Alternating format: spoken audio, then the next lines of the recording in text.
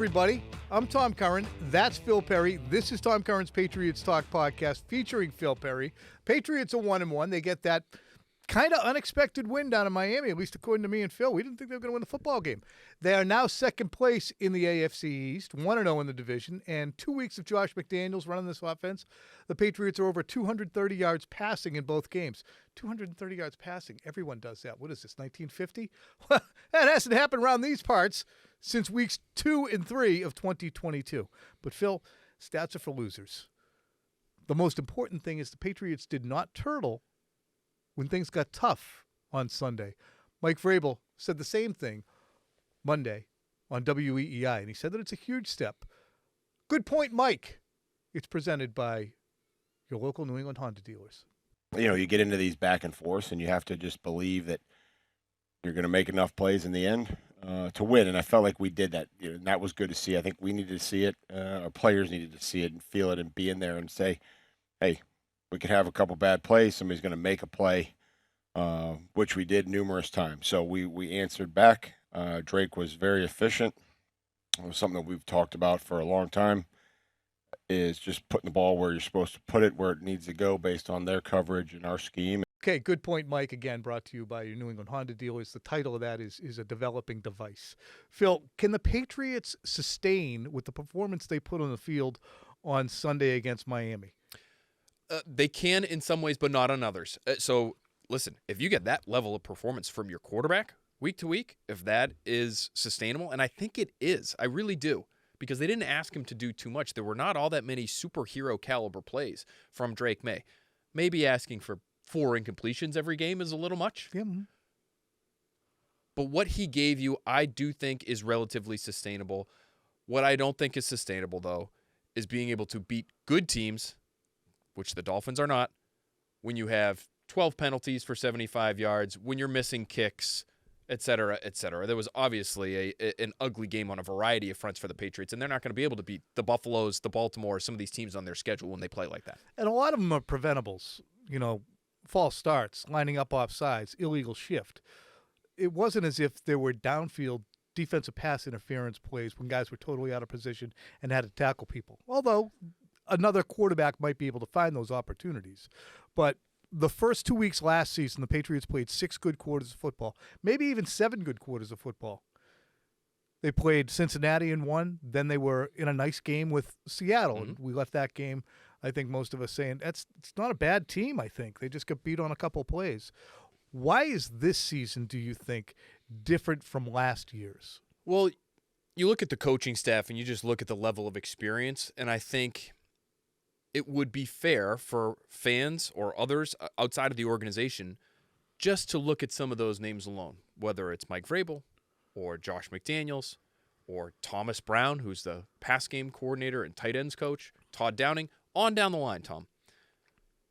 And you look at the level of experience they have now versus last year, where there was so much new on that coaching staff. And it doesn't mean that those guys are never capable and they'll never get those jobs again and they'll never be able to execute in them.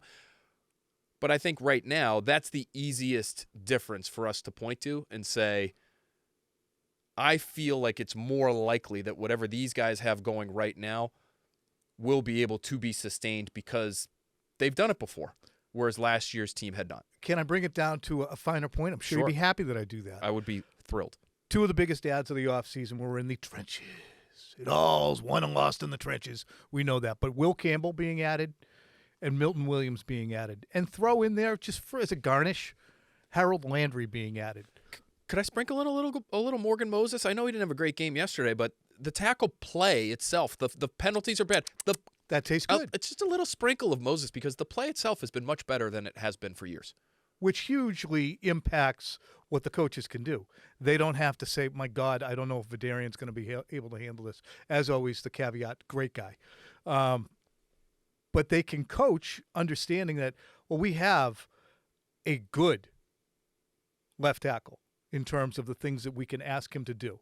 I'm going to go. You're willing to say that? Yeah, I'm willing to say he's a good player. I appreciate that you're willing to say that because I don't think his play, again, 3 penalties over 2 games. Want to get that cleaned up. But his play over 2 games has been not at all noticeable, which at left tackle is exactly what you're looking for. So when we say good, we're understanding it's his first 2 games in the NFL. Generally speaking, the first 2 games of anybody's NFL career are not going to be the best 2 games. So if he's already able to put out a standard of play right out of the chutes, do well in Miami in the second game of the season, I'm willing to say he's good. And Milton Williams is very good. And to close a game, as you mentioned on Sunday, with a sack and to have Harold Landry involved, all those individual ads, they're nobody's idea of a wagon. And I don't know if the end of next year when they start doing the NFL Top 100, if you're going to see Will Campbell and Milton Williams and Harold Landry in that Top 100. But still, you've upgraded significantly enough to make it easier to sustain. Let me ask you this. Say if Devin Achane didn't step out of bounds with 1:15 left in the game, and Miami had scored a go-ahead touchdown, and the Patriots were in a position to come back, and they were unable to. What would we be talking about? I think we'd be talking about the defense first and foremost. Of course, you'd still talk about the touchdown they gave up on special teams. Of course, you'd still talk about the penalties, which plagued all 3 units. And we might also be talking about Josh McDaniels and the decision coming out of the 2-minute to throw the ball and try. And we're going to get deeper into that with Mike Vrabel's comments on that, but we might be seizing on that too. I don't even know if it was wholly Josh or a shared decision. That's a great point by you, and I would say that probably, if I had to guess, is primarily a Mike Vrabel decision. Josh probably chiming in with what type of play. Hey, we feel really good about this pass play. We'd love to get some clock off, but we're gonna need a first down eventually here. So let's see if we can catch him off guard and throw for a good chunk to set us up to be able to get that first down we need to ice the game. Still think that's a low percentage play. I didn't love the decision at the time, and the fact that it doesn't work out, I think, allows us to look back on it and make it an easy first guess. If it worked out, though, we'd be saying, hey, well, they caught them with their pants down. Aggressive call. I guess that's what a bad team has to do on the road. You know, you made a gutsy call. But still, even if it didn't work out and you ran the ball, they probably would have been under 115 by the time Achane was running the ball. Yes, and so you're right. We'd be talking about that decision. I do think, though, because that particular play was almost Miami Miracle-esque in terms of all of the yards with the ball in his hands. And we would be talking about the tackling. There were 12 missed tackles in the game for the Patriots on Sunday after 11 in week 1.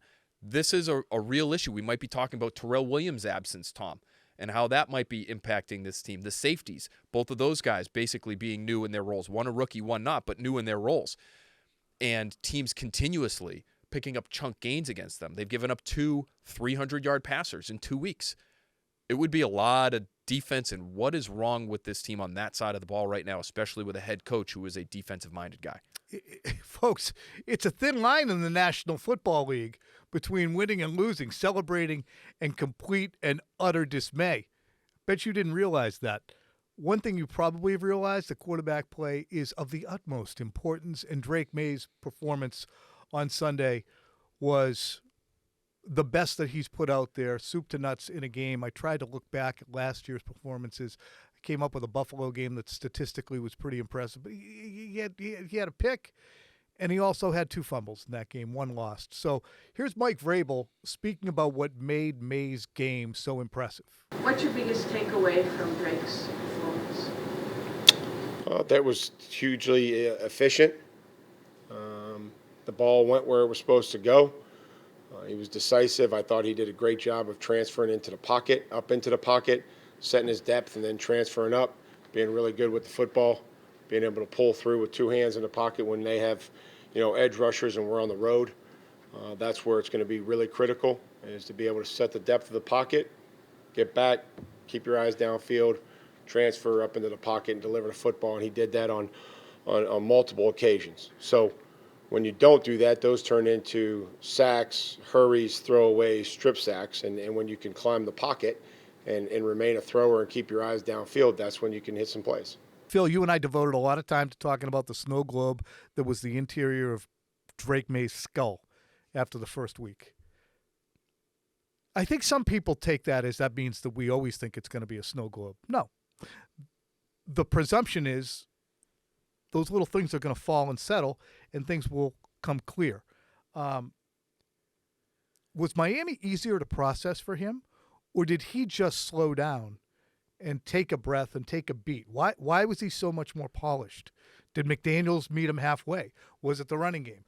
I'm asking you. I'm going to give it to you to answer. Can we smash all of those theories together into one and say yes? Because I think it was all of those things. To me, it starts with the running game. And that's really where week one, in my opinion, fell apart for their offense. They couldn't run the ball worth a damn, Tom. And you can't put everything on the quarterback, especially in his first game in a new system when he's surrounded by less than ideal options in the passing game and a less than ideal, even though improved, a less than ideal offensive line. You can't ask him to be the guy who has the most dropbacks in the NFL in week one and expect that to go well. And so the fact that they were able to come out, be under center, have 2 tight ends on the field, run to start the game and pick up a first down. Not a bad way to kick it off, especially if you're Drake Maye. That's the way to really, truly get him settled in, because now you can be under center and do your play-action passing stuff. You can do all that bootleg stuff, which gets him on the move, which I think also helps him settle in. So, to me, the game plan and their execution in the run game specifically is what helps get everything started and leads to the kind of game that he had. Almost as good a game as J.J. McCarthy had last week against the Chicago Bears. I think people are still talking about that with J.J. What a player he is. He has had one good quarter. I will give him that. He's had one good quarter out of 8. So good for him. He's new. Meanwhile, let's move on now to the tough play of the game. It's presented by your New England Ford dealers and Ford trucks. Built Ford Truck. The tough play of the game was the key completion from Maye to Ramondre Stevenson on 3rd and 3. Here's Mike Vrabel discussing that again on the Greg Hill Show, WEEI. Oddly enough, we had a similar play this week in practice, but it was with Travion, and we had two brutal plays to start the day.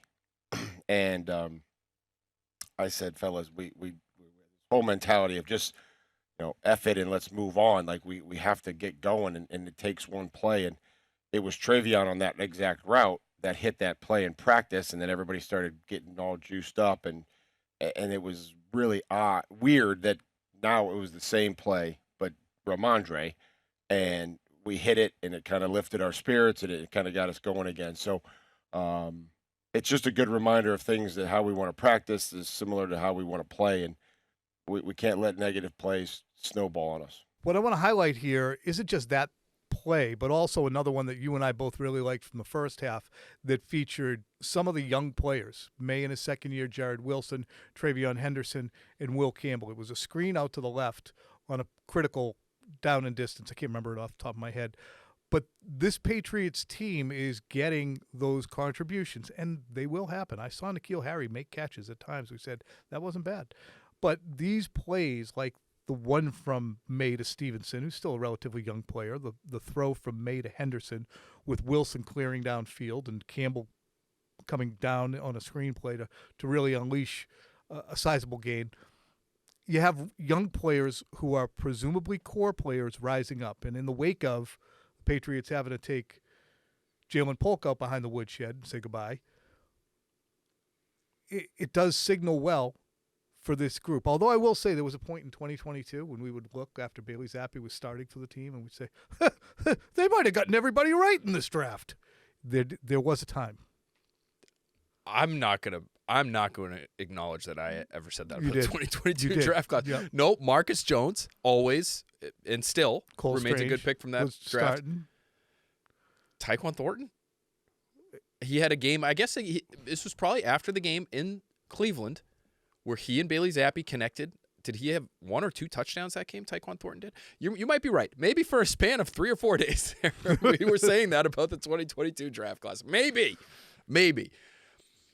And your note about this year's draft class and how they performed in this game, to me, is an interesting one.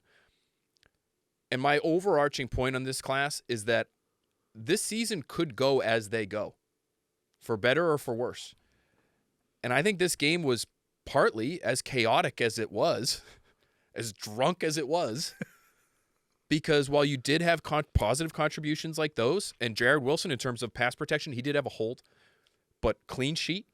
Will Campbell, again, had the false start. Clean sheet. You also had, from that rookie class, Travion Henderson had 3 holding penalties in this game, and he allowed a sack. One of those holds was on special teams. Craig Woodson, had 2 penalties on special teams in as many special team snaps. So in the span of about 4 minutes game time, he had 2 special teams penalties. Andy Borregales misses 2 kicks. They were in some ways the reason why they had positive moments, but they were also in some ways the reason why that game was as close as it was. And so this just is where you're at as a team. You're young in some really important spots, and those guys are going to screw up.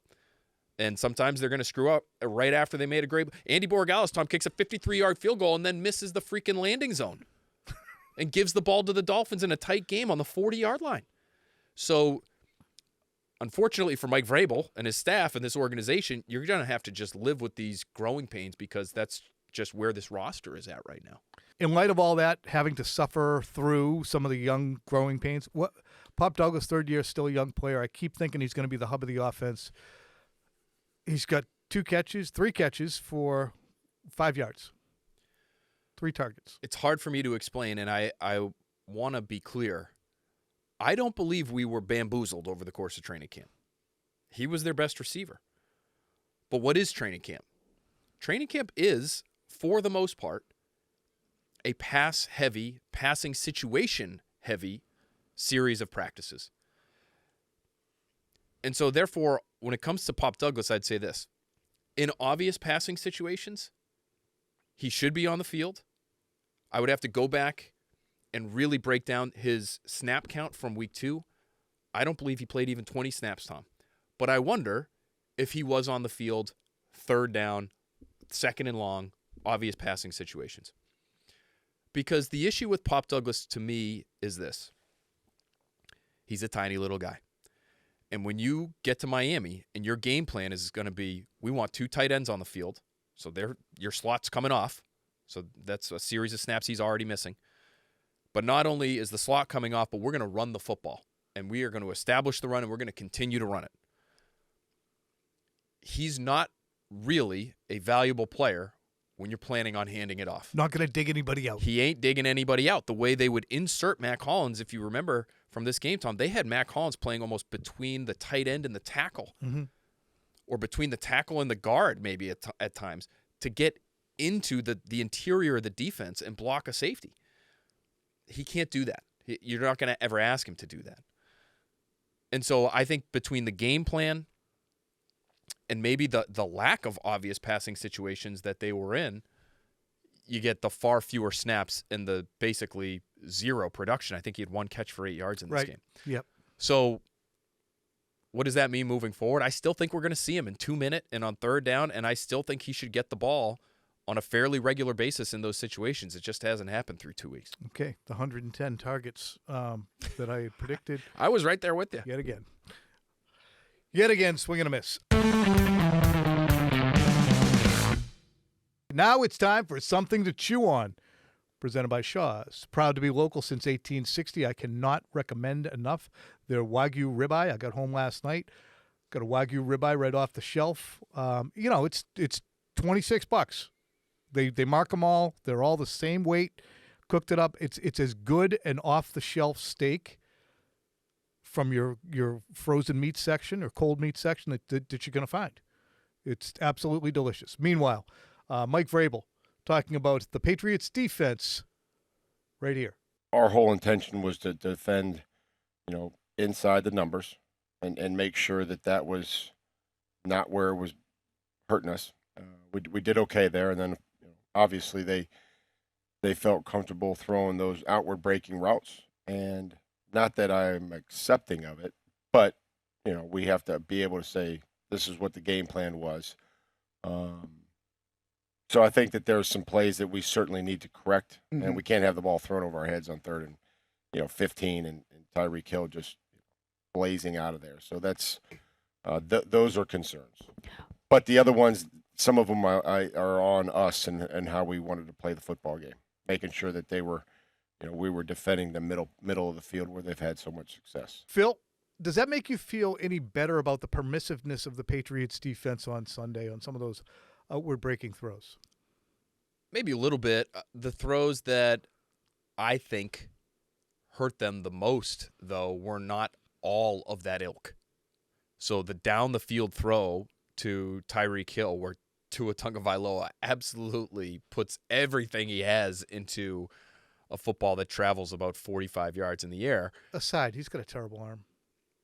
That's a bad sign. If you're throwing it as hard as he had to throw it in that situation, that's as far as he got it. Well, it was the wind. We think so? I don't think so. It's a moist football. Right. A lot of humidity down there. Zephyrs of South Florida. I think of that throw. I think of the Jalen Waddle touchdown pass. That's a down they're getting hurt down the field. If everything was right in the honey hole, right, in those cover 2 gaps where the corner's playing the flat and the safety's over the top, if everything was over there and they said, we're going to leave that area alone because we want to make sure the middle is locked down, if they were all like that, Tom, that would be one thing. I really didn't feel they were all that way. I thought, the A-chain touchdown where he's running across Robert Spillane's face, that's in the middle of the field. That's what I was going to mention, too. And that's not going to go unnoticed. What are the Patriots going to be able to do about their second-level interior coverage? I don't know how you can improve it personnel-wise.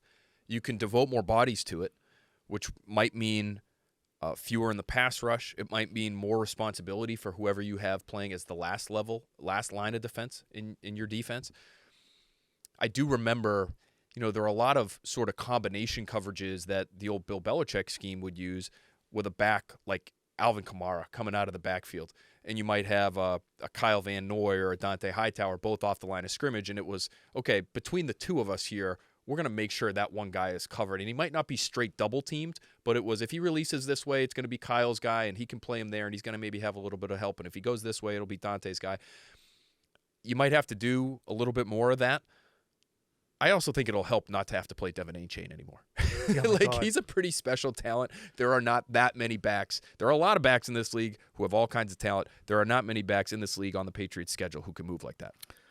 Mike Vrabel, and of course, the one caveat to all this is how soon Christian Gonzalez can return to the field after the 58-day hamstring injury that has laid him low. And if he's able to return this week, Mike Vrabel intimating that there is a chance, of course there was always a chance, whether it's a big, little, or non-existent chance, remains to be seen. There's a chance that he'll be on the field for some practice and some snaps this week. Again, you got Pittsburgh at home. Would that be ideal? He's got to practice 2 days, I would think. At least to miss this amount of time, would you not? And listen, I like watching good football players play good football. And so if Christian Gonzalez wants to play this weekend, who am I to say not a great idea? But would you not want a full week of practice and maybe 2 before you're back on a field and running around in anger, trying to chase some of the best athletes on the planet? Do you think it's a good idea if he gets 2 or even 3 days of practice and then plays this week against the Steelers? You need him more against Baltimore. You need him more against Cincinnati, and I know Joe Burrow's hurt. You need him more against the Bills. Then you need him against Pittsburgh and Carolina. And the Bills would be the next game. Pittsburgh, Carolina, Bills. So, no, I mean, why are you going to – I wouldn't hustle him out there to go play Carolina. It's a non-conference game. I would wait until he can play the Bills. It sucks. You're going to forfeit 4 games from a guy who had a hamstring pull on July 28th. But it is what it is. If you've come this far and he can't practice full this week, and it's not like he's raring to go and chewing at the bars of the cage to get out there, then you got to go slow with it still. Yeah, there's a conditioning element that I think they're going to have to take into account here. Now, maybe they could sort of bypass it or flatten the curve when it comes to his conditioning by saying, yeah, you're going to be out there and you're going to play and you feel like you're ready to play and we feel like you're ready, but we're only going to play you 15 snaps. You're only playing on third down. You might play a few in 2 minutes. That, to me, could be one way around only having 1 week of practice and then getting out there on the field. I just think, we used to see this all the time with Bill Belichick. Guys would come off of PUP or come off of long-term IR, and it would be they wouldn't necessarily always jump in a game that they were first eligible to play in. And I think the way they've handled it too, by not putting, speaking of IR, Tom, by not putting him on IR early in the regular season, they were telling us they anticipated he'd be back before week 4. If he ends up missing 4 weeks, you could have just put him on IR opened up a roster spot and had somebody else on the team who can actually help you. I think it's fairly safe to say they didn't anticipate that it would go this way with him. You know, it's funny. He came into the league and he had a rap as a guy who wasn't tough, and I thought he dispelled that really, really quickly in terms of physical tough. I thought he dispelled that very quickly early in his rookie year. He could hit, and I think he dispelled it last year as well. He also came in. We continue to talk about it on our air and on some of the radio shows that he's injury plagued. I hadn't seen that either. The injury that he had as a rookie was a broken collarbone.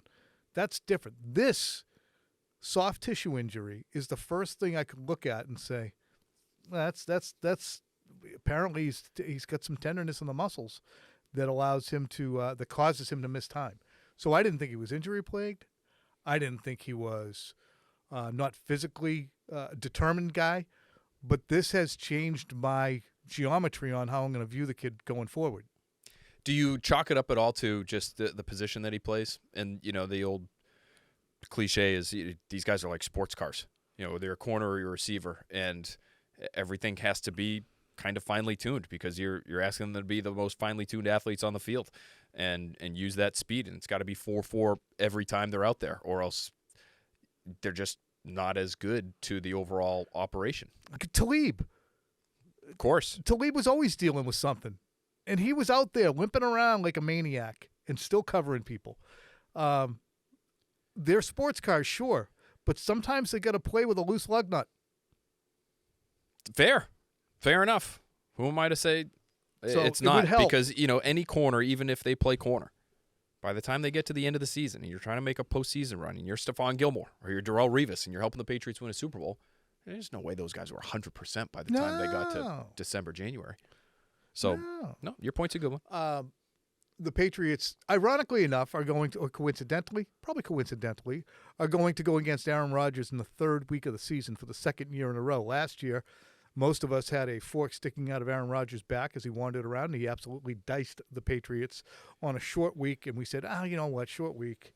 You knew that after Geno got him, that Rodgers was going to get him, and that's what happened. The Patriots are going to see Aaron Rodgers again this week.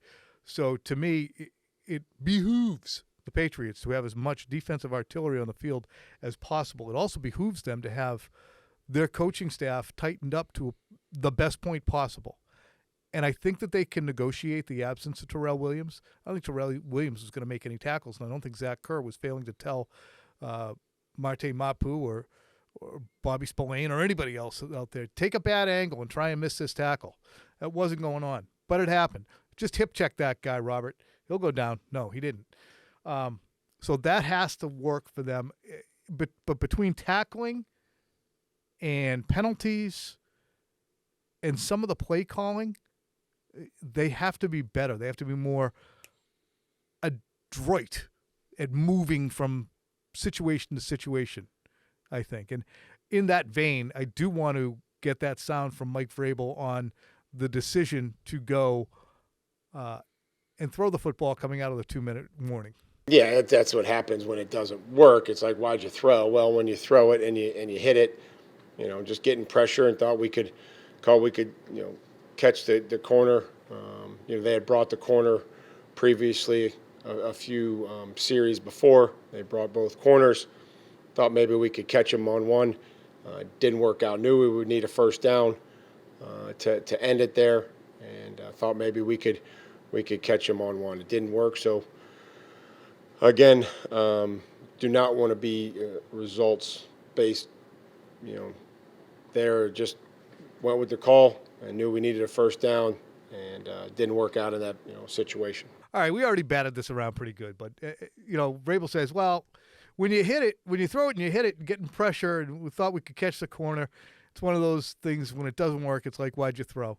Even if it did work, I might have said, why'd you throw? Because if you do the math on it, and I'm sure that Stretch and Mike, and they decided to roll the dice there. But if you run the football, Miami's going to have to use a timeout.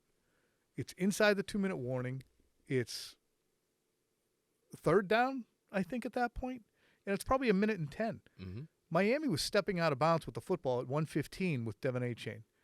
A lot of time passed a lot of things happened between that incompletion and Miami getting the ball back. Yeah, it's just really interesting because to me, as we follow Mike Vrabel's early stay here in New England, how does he coach? Is he always going to be an aggressive guy? Is he always going to be a conservative guy? Through 2 games, I think it's safe to say he will be neither. Mm-hmm. It's not black and white. I love that. Because and I like that too. Listen, it's all about the situation. It's about the game. Read it. Read what your team is doing. Read what their team is doing, and make an informed decision. Don't just say, well, we go for it on 4th down because we go for it on 4th down. Don't say we're going for it to try to score here as opposed to kicking a field goal because that's what we do. I think there's some merit in that too, and there's some identity establishment in that too, and you've seen it in Detroit, and you could argue that it's worked. But he's aggressive, Tom, early in the game on 4th down. They go for it and make it. He's a little less aggressive later in the game to get Andy Borregales a chip shot field goal after having missed 2 PATs. And I like that logic because the greater thing wasn't the aggressiveness. It was, can we get Dingbat back on track here with an easy chip shot? And I'm glad he mentioned that to us in his press conference on Monday because I think it does. It was an honest moment from Vrabel saying, hey, I have to consider this too. We might need that guy later in the game, which they did, and we want to see him put one through the uprights. So I just like getting into the psyche of the head coach and whoever he's leaning on because it's going to help us figure out their line of thinking as this season moves on, and there are more important decisions to be made. Should we have a Mike Vrabel hunchometer? I like that. Okay. I think I know where you're going with this. Yeah, sure. So Go on. Mike Vrabel's hunch of the week. Oh, so it's whatever game decision, situational football moment. Hunchy. And did it work out? Mike Vrabel's hunch of the week. So would it be the throwing out of the 2 minute in your opinion? Well, it could be Andy Borregales going forward with the 50-plus yard field goal. Yeah. Could be either. All right.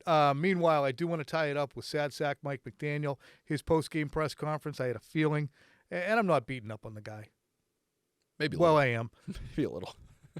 But I'm not reveling in the disaster. I am reveling in the tone. This is Mike McDaniel from the post-game down in Miami after losing to the New England Patriots. We're 0-2, but that is there's 2 teams that are 2-0. That generally there's a 2-0 team that doesn't make the playoffs, and generally there's teams that that's the way you have to look at it. It's a long season, so you have to continue to develop, and you can't fall victim to the same failures, or the season will end up not being the one you want. He's huh?